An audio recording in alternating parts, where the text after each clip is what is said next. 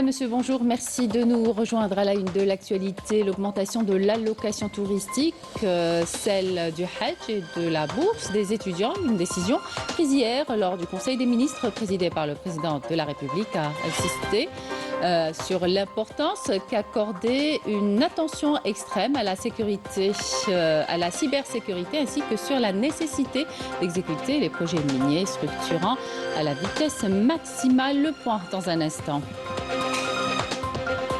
L'agression sioniste qui se poursuit contre Gaza boucle aujourd'hui sa première année avec un bilan particulièrement lourd, près de 42 000 martyrs, 100 000 blessés et plus de 10 000 disparus.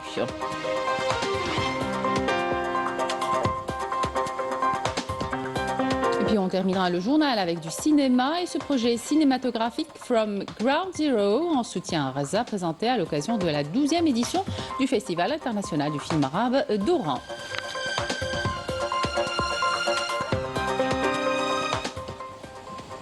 Bienvenue à tous. Nous entamons cette édition avec la réunion du Conseil des ministres tenue hier sous la présidence du président de la République. Lors de cette réunion, l'accent a été mis sur l'importance d'accorder une attention extrême à la cybersécurité, sur l'augmentation de l'allocation touristique, de l'allocation du Hajj et de la bourse des étudiants, ainsi que sur la situation sanitaire dans les wilayas frontalières de l'extrême sud. Par ailleurs, le président de la République se félicite du modèle financier du PLF 2025. Le compte rendu de la réunion avec Walid Yousfi. Le président de la République s'est félicité du modèle financier du projet de loi de finances pour l'année 2025 qui ne prévoit aucune hausse d'impôts, ordonnant la création de l'Agence nationale des grands équilibres du budget de l'État, de la prospective et de la planification pour un suivi minutieux des budgets sectoriels en consécration de la transparence. Un projet de loi de finances adapté au grand projet qui s'est engagé auprès des Algériens à réaliser, dont 2 millions de logements, les projets du secteur de l'énergie et des mines et la création de 450 000 nouveaux emplois. Dans ce cadre, le président de la République a ordonné l'augmentation substantielle du montant de l'allocation touristique octroyée une fois par an au profit des citoyens voyageant à l'étranger, ainsi que l'augmentation de l'allocation du Hajj et de la bourse des étudiants à l'intérieur du pays et à l'étranger. Concernant la situation sanitaire relative à l'épidémie de diphtérie et de paludisme, le président de la République a ordonné un suivi rigoureux de la situation sanitaire dans les wilayas frontalières de l'extrême sud qui continuent d'enregistrer des cas, de veiller à ce que tous les cas, peu importe leur nationalité, soient traités conformément au protocole thérapeutique en vigueur et de poursuivre la mise en œuvre des différents protocoles thérapeutiques à l'origine de la baisse du nombre de cas suite à l'intervention des pouvoirs publics compétents. Autre volet de ce Conseil des ministres, celui du rapport d'étape sur l'avancement de la numérisation. Le président de la République a insisté sur l'importance d'accorder une attention extrême à la cybersécurité et à la vigilance lors de l'acquisition des équipements et matériels, ce domaine étant étroitement lié à la sécurité nationale. Le premier responsable du pays a aussi enjoint le gouvernement de prendre en coordination avec le ministère de la Défense nationale toutes les mesures nécessaires tout en sollicitant les compétences algériennes, notamment universitaires. Concernant l'état d'avancement des projets miniers structurants, la mine de fer Garaj Bilat, la mine de zinc et de plomb de Ouadamizor et la mine de phosphate à Bled Lahadba, le président de la République a insisté sur la nécessité d'exécuter ces projets le plus rapidement possible jusqu'à leur entrée en vigueur, compte tenu de leur poids et de leur impact majeur sur l'économie nationale.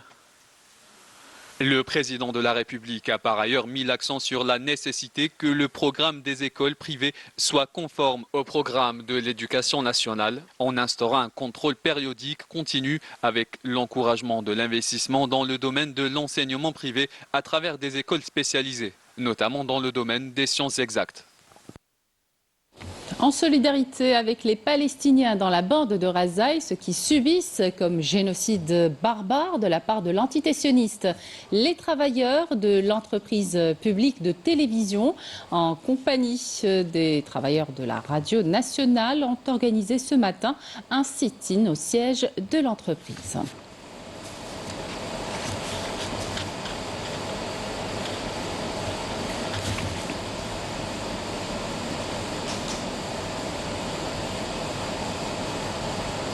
On fait le point justement sur la situation à Gaza. Au moins 3 Palestiniens sont tombés en martyrs et des dizaines d'autres ont été blessés aujourd'hui dans des bombardements de l'aviation sioniste ayant visé plusieurs maisons dans les camps de Nusayrat et Boureij au centre de l'enclave palestinienne. Par ailleurs, 7 Palestiniens ont été blessés dans un autre bombardement ayant visé des maisons à l'ouest du camp de Nusayrat, tandis que des tirs de drones ont ciblé plusieurs zones du même camp. L'agression sioniste qui se poursuit contre Gaza boucle aujourd'hui sa première année avec un bilan particulièrement lourd. Près de 42 000 martyrs, 100 000 blessés et plus de 10 000 disparus. Une année après, la résistance ne faiblit pas malgré le génocide et les massacres répétés commis par l'entité sioniste Amel Borba. Il y a un an, jour pour jour, débutait l'invasion sioniste dévastatrice de la bande de Gaza. 12 mois après, Gaza n'est désormais plus qu'un champ de ruines. Les images et les chiffres tragiques parlent d'eux-mêmes. Près de 42 000 martyrs, plus de 97 000 blessés, plus de 10 000 disparus et 1,9 million de déplacés dans un contexte de destruction totale et de famine. Depuis octobre 2023, l'armée sioniste a largué au moins 70 000 tonnes de bombes et des obus d'artillerie avec du phosphore blanc, une arme incendiaire interdite en vertu du droit international. Sur ce territoire palestinien de 360 km², ces bombardements massifs ont provoqué une spectaculaire destruction des structures et du patrimoine bâti. Pris en étau par l'armée sioniste, les habitants subissent en plus des bombardements incessants une catastrophe humanitaire sans précédent, marquée par de graves pénuries d'eau, d'électricité, de carburant, de nourriture et de médicaments. Les zones dites humanitaires sont devenues de véritables dépotoirs à ciel ouvert. Épuisés et affamés par un an de guerre, les Palestiniens sont aujourd'hui privés des besoins les plus élémentaires. Selon le Bureau des Nations Unies pour la coordination des affaires humanitaires, 96% de la population gazaoui est confrontée à des niveaux d'insécurité alimentaire élevés. Un massacre qui se poursuit avec la bénédiction des puissances occidentales, malgré les innombrables témoignages et les images choquantes sur les crimes contre l'humanité et les crimes de guerre commis par l'entité sioniste depuis un an. Des crimes perpétrés dans l'impunité totale et en violation flagrante du droit humanitaire international et de toutes les décisions de la Cour internationale de justice. Mais face à l'ignominie de l'entité sioniste, la résistance palestinienne ne faiblit pas, un an après le début de la guerre génocidaire. Et une importante mobilisation mondiale pour marquer le premier anniversaire du début de l'agression sioniste à Gaza. Des millions de manifestants ont envahi des capitales et les grandes villes dans le monde, dénonçant le génocide contre les Palestiniens. Les attaques de l'occupant contre le Liban également. Rina Lorari. Un an après le début de l'agression génocidaire contre Gaza, le monde continue de se mobiliser pour la Palestine et son peuple. De Londres à Caracas, en passant par Bâle, Dublin et Istanbul, des dizaines de milliers de personnes ont manifesté au cours du week-end pour exprimer leur soutien aux Gazaouis et au Liban, également visés par la barbarie sioniste. Nous soutenons la résistance palestinienne depuis des années et depuis le début de cette guerre. L'occupation sioniste n'a cessé de tuer des innocents, en particulier des femmes et des enfants.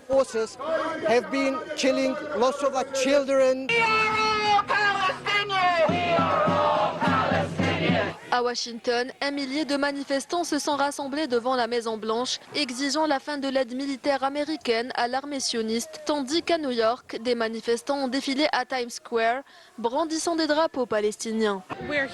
Nous sommes ici pour pleurer les milliers de martyrs tués par la machine de guerre sioniste, mais aussi pour amplifier les appels à la mobilisation et à la résistance en soutien au peuple palestinien. Nous appelons les autorités américaines et les dirigeants mondiaux à cesser de fournir des armes à l'entité sioniste, qui les utilise pour tuer des civils innocents. Ce génocide doit cesser immédiatement.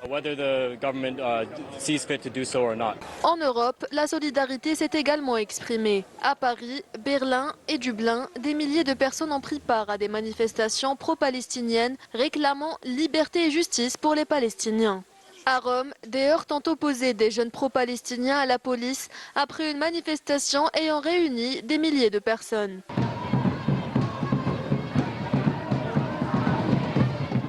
L'Amérique latine n'a pas été en reste avec des marches à Caracas où des centaines de personnes se sont rassemblées devant le siège de l'ONU, exprimant leur pleine solidarité avec le peuple palestinien dans sa lutte pour la liberté et la dignité. À Sydney, en Australie, des dizaines de milliers de manifestants ont dénoncé le génocide perpétré par l'occupation sioniste contre le peuple palestinien. En Afrique du Sud, dans le centre du Cap, des centaines de personnes ont défilé, agitant des drapeaux palestiniens et scandant des slogans antisionistes, arborant le kéfier, symbole de la lutte palestinienne. Nous demandons un cessez-le-feu immédiatement. Une année après, les regards restent toujours rivés sur Gaza, qui vit sous les feux des bombardements sionistes, alors que la communauté internationale n'a pas réussi à imposer un cessez-le-feu durable à l'entité sioniste. Par ailleurs, 12 personnes, dont plusieurs enfants, sont tombées en martyrs et plus de 20 autres ont été blessés hier soir lors de raids aériens de l'aviation sioniste sur le mont Liban. L'entité sioniste a mené également une attaque aérienne depuis le nord du Liban visant plusieurs sites militaires de l'armée syrienne dans le centre du pays, ce qui a entraîné des pertes matérielles. Plus tôt dans la journée, un raid aérien sioniste avait visé des camions d'aide humanitaire en provenance d'Irak à Homs, dans le centre de la Syrie, faisant 3 blessés. Plusieurs dizaines de milliers de personnes ont afflué à Rabat hier pour afficher leur soutien au peuple palestinien. Les manifestants appellent à une rupture des relations entre le Makhzen et l'entité sioniste qu'ils considèrent comme une trahison au peuple palestinien. Yasmine Soudi. Ce dimanche, des milliers de Marocains se sont mobilisés à Rabat pour dénoncer la normalisation des relations avec l'entité sioniste, coïncidant avec la commémoration du début des massacres dans la bande de Gaza. Ce contexte a intensifié leur rejet de cette politique, perçue comme une trahison des principes d'intégrité et de justice. C'est une occasion pour dénoncer les accords de normalisation avec l'entité sioniste. Nous appelons notre gouvernement à se rétracter. Aucun bénéfice ne peut découler de cette entité injuste. Les manifestants ont brûlé le drapeau de l'entité sioniste, un acte qui illustre leur détermination à s'opposer à toute forme de collaboration avec une entité qu'ils jugent coupable d'atrocités et d'injustices inacceptables. Pour les Marocains, il ne s'agit pas seulement de soutenir la Palestine, mais de revendiquer une position claire contre la normalisation. Les actions de l'entité sioniste sont une représentation d'une tyrannie qui a atteint son paroxysme. Elles représentent en effet un mépris et une humiliation pour tous les peuples arabes et musulmans. Face à cette indignation croissante, les appels à rompre les relations avec l'entité sioniste se multiplient. Les Marocains exigent un changement radical dans la politique du pays, affirmant que la normalisation est une trahison envers la cause palestinienne et le peuple marocain. À l'Aïoun occupé, les Sahraouis sont attaqués régulièrement sans motif. Ils sont également harcelés, leur quotidien rendu infernal par toutes sortes de stratagèmes des agents du Makhzen. Cela va de la répression violente jusqu'au saccage et la destruction quotidienne de leurs biens, comme ça a été le cas de ces militants sahraouis. Et puis les militants sahraouis se sont réjouis de la décision de l'annulation par la haute juridiction européenne des accords de pêche et d'agriculture avec le Maroc, incluant illégalement les territoires sahraouis. L'Observatoire international Western Sahara Resource Watch appelle l'Union européenne à engager immédiatement des discussions exploratoires avec le Front Polisario pour le développement de relations bilatérales avec le Sahara occidental. Tunisie, à présent, le candidat Kais Saïd a obtenu 89,2% des voix lors de l'élection présidentielle en Tunisie, suivi de Ayeshi Zemel avec 6,9% des voix et Zouhair Marzaoui en troisième position avec 3,9% des voix. Selon les sondages, le taux de participation est de 27% avec un nombre total d'électeurs inscrits à l'intérieur du pays, ce qui s'élève à un peu plus de 9 millions alors que le nombre estimé de votants est de 2 460 000 et des résultats officiels préliminaires sont attendus cet après-midi. Direction Oran à présent où se déroule la 12e édition du Festival international du film arabe d'Oran. Un riche programme est prévu cet après-midi. Aujourd'hui, plus que jamais, le cinéma est au service de l'histoire avec ce projet From Ground Zero, un projet en soutien à Raza lancé par le réalisateur palestinien Rachid Mashraoui, originaire de Raza. Pour en parler avec nous, Amir Nebesh. Amir, bonjour. En quoi justement consiste ce projet cinématographique? Bonjour à toutes et à tous, bonjour Amina, on est à Oran, la ville qui célèbre le cinéma depuis samedi dernier le 4 octobre et ça va se dérouler jusqu'au 10 de ce mois à travers la projection de plus de 60 œuvres cinématographiques distribuées à travers les différentes salles du centre-ville d'Oran, des salles mythiques comme celle du Maghreb, Saada ou la Cinémathèque. Hier on a découvert le film algérien en avant-première mondiale Terre de vengeance de Anis Jahed. Aujourd'hui à la même salle ou dans la même salle le Maghreb, à la même heure, on va découvrir un autre film algérien en avant-première mondiale, Rajoulan Masirun Wahed. En tout cas, ce qui est à noter, c'est que les invités du festival venus des différents pays arabes, à l'unanimité, ils ont exprimé leur émerveillement quant à la beauté de la ville d'Oran, mais aussi la générosité de ses habitants. Aujourd'hui, on est impatient de découvrir un programme de solidarité en soutien avec le peuple palestinien. Il s'agit bien sûr de Distance Zéro de Gaza à Oran. C'est un collectif de réalisateurs et réalisatrices gazaouis qui ont signé 22 courts-métrages qui dénoncent les exactions faites au peuple palestinien par l'entité sioniste. En tout cas, tout le monde est impatient de découvrir ces œuvres et aussi envoyer un message à partir d'Oran dans cette 12e édition de solidarité et de soutien au peuple palestinien. Les classiques du cinéma arabe ou les classiques de cette édition, il s'agira bien sûr de la projection du film Les Dupes, un film connu de Tawfiq Saleh, le Syrien, sur une histoire de Ghassan Kanavani, une version restaurée, donc très très attendue. Et puis le programme continuera avec d'autres projections. Il faut savoir qu'il y a aussi des débats, il y a aussi des masterclass, il y a des rencontres entre professionnels du cinéma, professionnels des métiers du cinéma avec de jeunes réalisateurs. Nous vous lançons l'invitation, ça va se passer jusqu'au 10 et c'est notre rôle de vous donner des informations et de vous donner tout simplement envie de venir découvrir de nouvelles œuvres cinématographiques. Merci à vous, Amir Nebesh, justement, pour toutes ces informations. Et puis, la projection du film Zinat Alger, Le Bonheur du réalisateur Mohamed Latrache a inauguré hier les documentaires, longs métrages. Au programme de l'événement également, les conférences et rencontres entre les différentes générations de réalisateurs. On fait le point avec Amir Nebesh.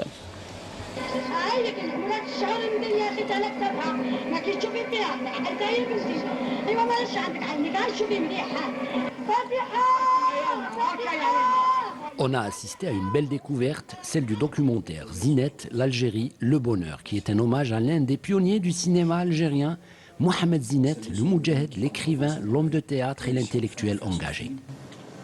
Sur l'autre, on y voit Zinat, derrière la caméra, heureux, dans les airs, volant presque au-dessus d'Alger.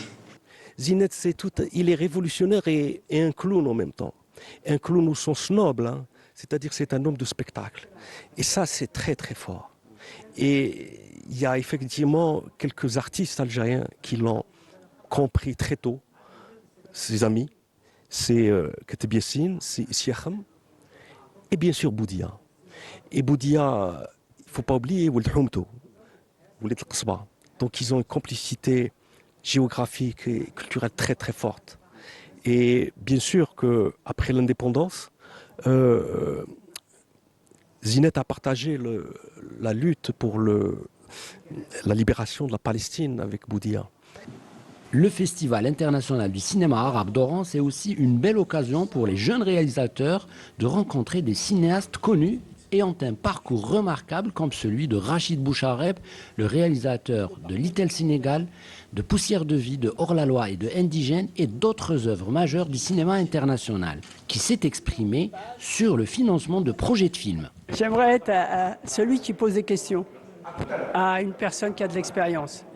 Donc non, j'aime beaucoup ça parce que j'ai beaucoup de nostalgie des débuts et puis raconter aussi comment nos débuts et puis de le partager avec les autres, c'est de dire oui, au début c'est difficile, il faut avoir un peu de chance, mais il faut jamais lâcher, quoi.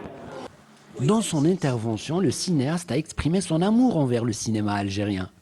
Le cinéma algérien, je crois que c'est le seul sur le continent africain qui a une Palme d'Or et un Oscar. Et ça, quelques années après l'indépendance. Pourquoi? Parce qu'il y a quelque chose. Donc ces racines, elles existent et on fera que des bons films. Cette 12e édition nous propose un riche programme en projection, mais également en débat entre professionnels des métiers du cinéma. Voilà qui termine cette édition. Merci de votre attention. Tout de suite, les prévisions météo avec Emel Laribi. Excellente suite des programmes sur Canal Algérie.